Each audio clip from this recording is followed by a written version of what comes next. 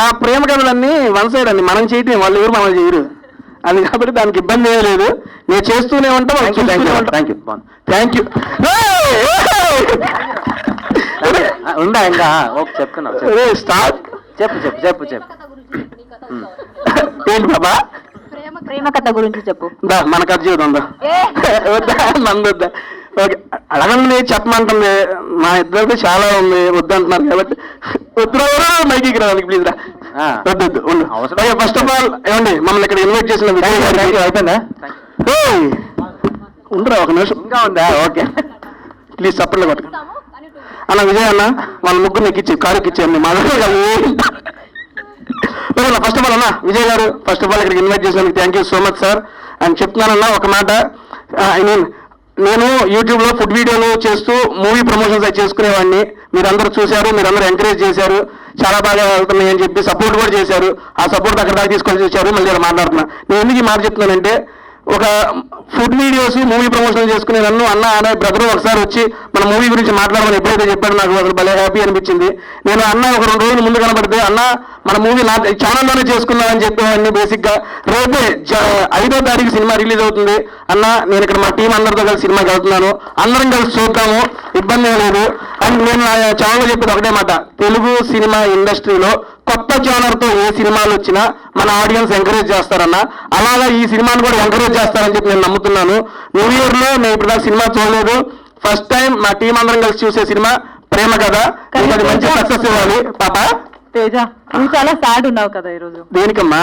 ఎందుకంటే హీరోయిన్ రాలేదు కదా. నువ్వు ఉన్నావు కదా నా హీరోయిన్. ఉండి వస్తున్నా, ఆడికే వస్తున్నా. ఇందాక పాప ఏదో ఆవేశంలో బ్రో అంది. బ్రో అంటే అర్థం తెలుసా మీ అందరికి? చెప్పు అంటున్నాడు, బావా రావా అంతే కదా, బావా రావా ఒకసారి, అది బ్రో. ఎవరైనా ఏమన్నంటే అది చెప్పేసుకున్నాను. ఇన్ని రోజులు మేము బ్రో అంటే వేరే బ్రో అనుకున్నాం. అయ్యో పేరా బ్రో అంటే కన్వీనియంట్ గా ఉంటది.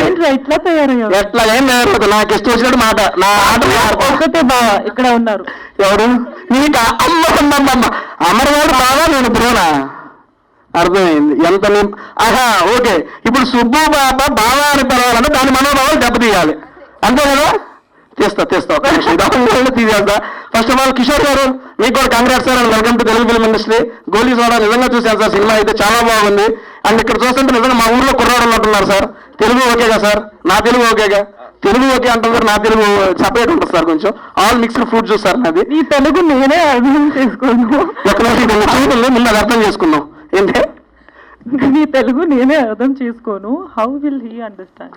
బేసిక్గా తెలుగులో పాపకి ఒక మాట నేర్పించాను నేను. ఏంటది?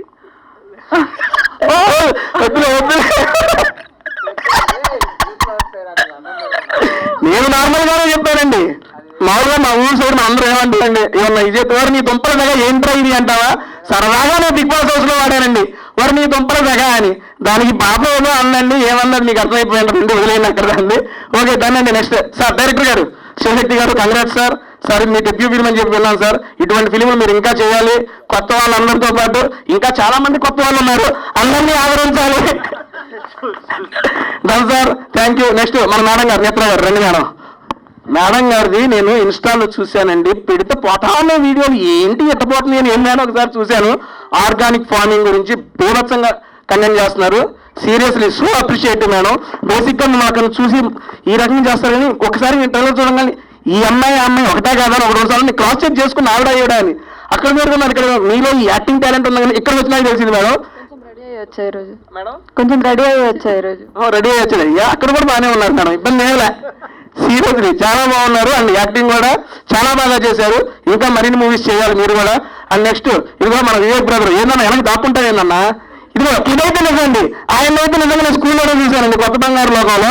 బ్రదర్ కూడా నాకు చాలా మంచి ఫ్రెండ్, చాలా మంచి క్యారెక్టర్ చేసేవారు. ఇక్కడ చాలా మంది థియేటర్ ఆర్టిస్ట్ కొత్త వాళ్ళందరికీ అవకాశం ఇచ్చారంటన్నా. అన్న ఈ సినిమా సక్సెస్ అయ్యి ఇంకా మీరు మంచి సినిమాలు చేయాలి, ఇలా కొత్త వాళ్ళందరినీ ఎంకరేజ్ చేయాలని చెప్పి మనస్ఫూర్తిగా కోరుకుంటున్నా.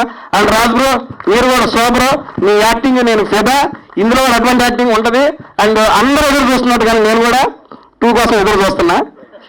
అదే అండి, ఇప్పుడు అర్థమైపోతుంది అందరికీ, ఇబ్బంది ఏమీ లేదు. అండ్ జాన్ 5వ తారీఖు ఈ సినిమా అయితే రిలీజ్ అవుతుంది, అంటే రేపే రిలీజ్ అవుతుంది.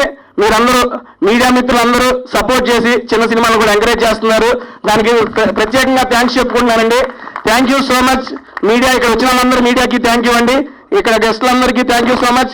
అండ్ ఇంకొక special thanks to Suvarna garu. Madam మీకు కూడా థ్యాంక్ యూ. ఏం చెప్పొద్దా? వచ్చినప్పటి నుంచి అందరిని పైకి ఎంకరేజ్ చేస్తున్నారు కదా. చెప్పన్నా? నన్ను కదా, సారీ.